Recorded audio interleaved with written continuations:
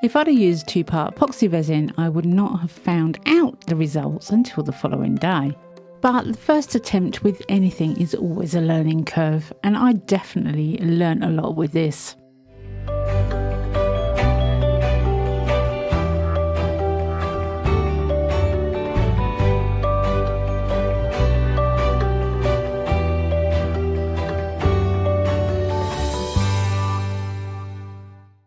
Hey, welcome back to my channel. It's Wendy here from Toonpish Crafts, and I hope you're doing okay. Now, I've bought some quite cheap or inexpensive necklaces recently, and they were delivered, well, I say recently, probably about 8 months ago, and they were delivered in these little cellophane plastic boxes. Now, I have seen these boxes on websites such as Temu, AliExpress, those kind of places. They've probably got them on Amazon, and I will look for them on Amazon so that you can try this out if you want to. But I decided to make use of these little boxes. They're really inexpensive boxes, and I wondered what I could do with them. So I'm going to have a play around and see what I can make out of these little plastic boxes. I know that sounds a bit random, but I am a random girl.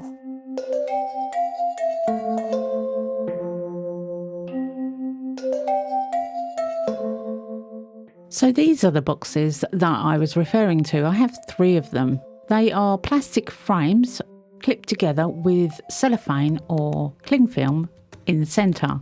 The idea is that you put something in the centre, albeit a necklace or a coin, and the saran wrap or cling film will hold it in place. Well, I wanted to do something else with these. To me, these gave off a lot of possibilities. They had quite a nice depth recess in the middle, and I'm sure I could make them into something else. So to start with, I cut a piece of foam that will fit the centre. Now, these are used boxes. The cellophane in the centre has been used and has been pushed out of shape. So I thought the foam would hold it a little tighter. I grabbed myself some Let's Resin UV resin, and I decided to seal around the outside edge with it. In my head, the seal around the outside edge would act as a barrier so that no other resin could seep through the plastic area. Popped it into the double-sided curing machine, and I cured it for 5 minutes. I did the same on the other side. Now, at this point, everything's going okay. The UV resin has done its job. It has hopefully sealed the piece, and everything is going the way I planned. I'm just giving it a double cure just to make sure it is cured up everywhere, and I plan to fill the centres with resin. So I put the foam back in the centre to give me a firm surface again, and I'm going to do a thin layer of resin. Now, at this point, I should really have gone to 2-part epoxy resin, but to save time, I'm using UV resin. And even though in hindsight I know this didn't go according to plan, I'm kind of glad I did use UV resin because it was quicker. If I'd have used 2-part epoxy resin, I would not have found out the results until the following day. But the first attempt with anything is always a learning curve, and I definitely learnt a lot with this. I learnt that my seal around the outside edge was not particularly sealed, which meant that resin could seep through it. I wasn't happy with the way it looked. It didn't look very crystal clear because the plastic was behind it. I cured it up, and I thought I'd better check to see if I could open it, and I couldn't. It was completely sealed inside. So now was my chance to take this apart and see if I could use the frame a different way. I wanted to find out how it was put together anyway, so it was a perfect opportunity. It was not going how I wanted at this point, and I needed to change my direction slightly to use this frame in a different way. But I took out the centre of the piece with the cellophane, which is really strong, by the way. It's not the normal type of cooking cling film or cellophane that you would normally use. It's extremely tough and very hard to break apart. But I wanted to see what was inside between the 2 pieces of plastic frame. I thought if I could take this apart, maybe I could use it in some other way. But I like finding out how things work and figuring out if I could do things differently. And it was basically just 2 pieces of plastic pushed together. Now I had broken the hinge, which is the main point of this, so I couldn't use it again, but it was worth knowing.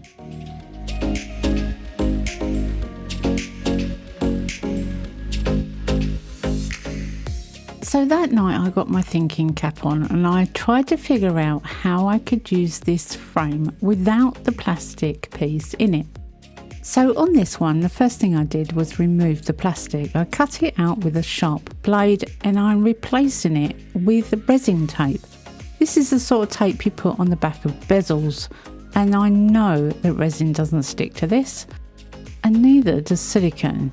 So I'm using this to tape up the back, and I'm taping it round all the edges, and I'm going to push it down with a silicone tool to make sure that it has sealed up those edges. Now the only place I couldn't seal it is round with the hinges, so I'm going to hope that my next step does not hinder the hinges. You see, I want a nice flat surface, but using that tape is not going to give me the surface that I want.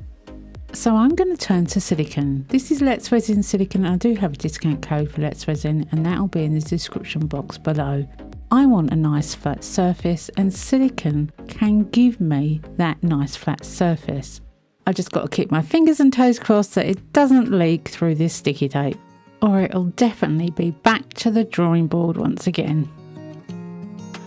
4 hours later, and it's time to see if it will open. And it does. So I'm going to do exactly the same to the other side. I'm going to tape it up and fill it with silicone.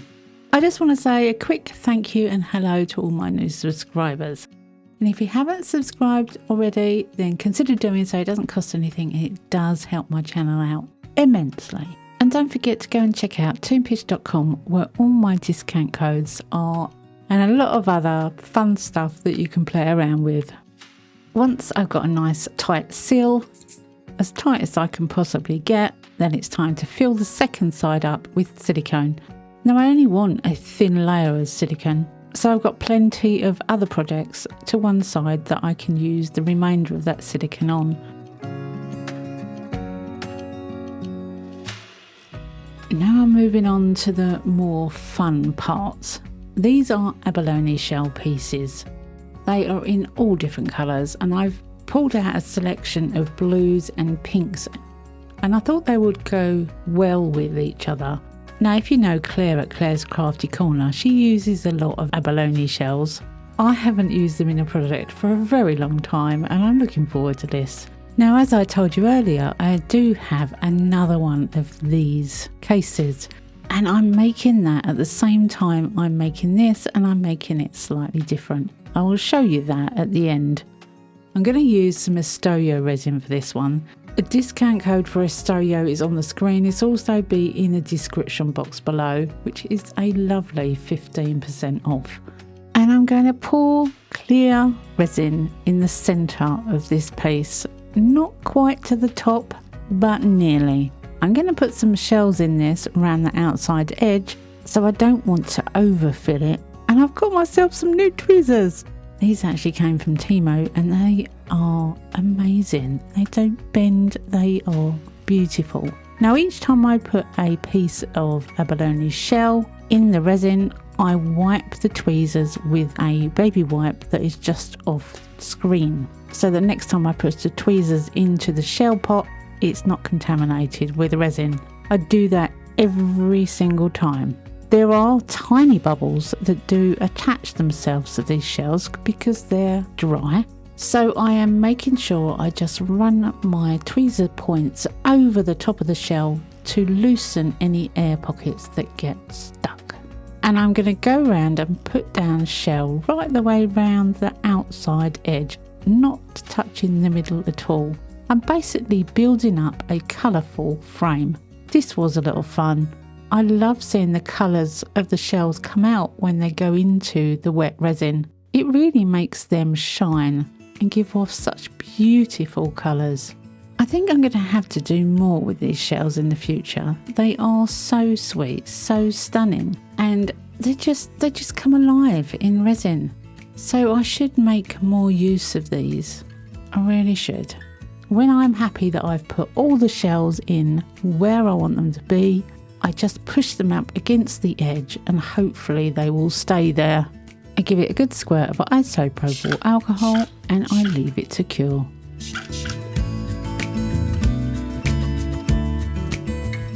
The following day and I can do the back. Now I did think about making the back a completely solid colour, and you could, but I really like these abalone shells and I want to do exactly the same on the other side. Now I'm not going to put you through the whole thing, but you could customise this however you wanted to. If you made the silicone thicker, you could have a thinner resin piece, therefore more of an opening or a back in the middle, if you catch my drift. If you did a thinner silicone piece, you'll have less of a gap in the middle, but more room to do resin. And you could have a solid colour at the back. You could do whatever you wanted. You could have a completely opaque back and front and use it as a box, but a solid resin box. I'm doing both of my pieces with a kind of a frame within the resin.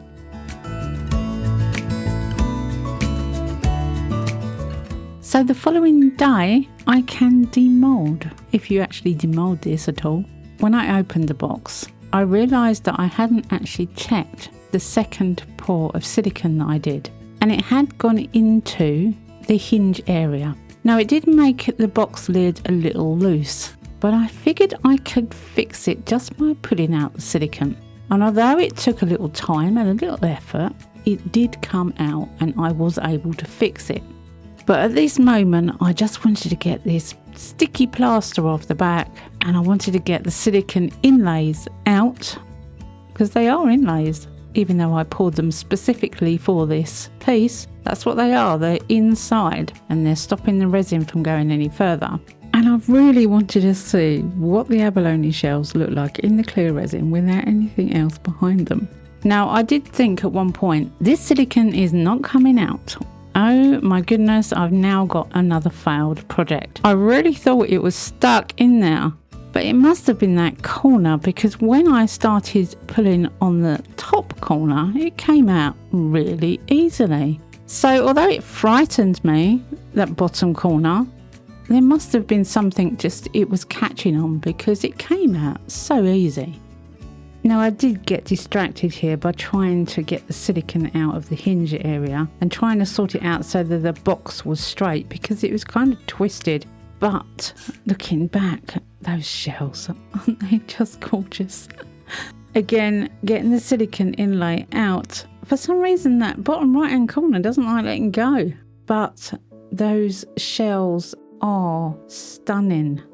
I did manage to fix the hinge. And I did manage to get it to sit straight.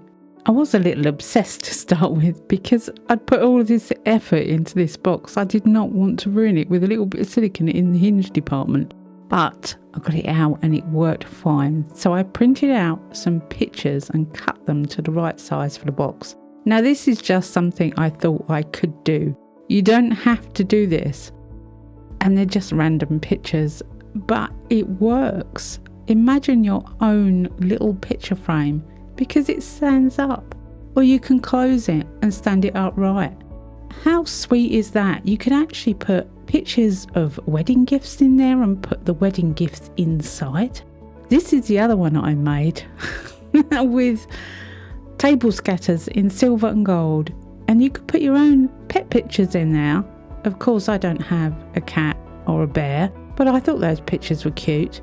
And I cut them slightly too small, so I used little tiny pieces of blue tack to hold them in. But you could do so much with this idea. Absolutely loads. These are just some ideas that I thought of. Wedding gift boxes, baby's first tooth boxes, keepsakes, secret gifts, money vouchers, all sorts. Anyway, I really hope you've enjoyed this and hope it's inspired you in some way to go out and be creative. Come back and see me next week, because you never know what I'm going to be up to. I never know what I'm going to be up to. Have a great week Happy crafting and bye for now.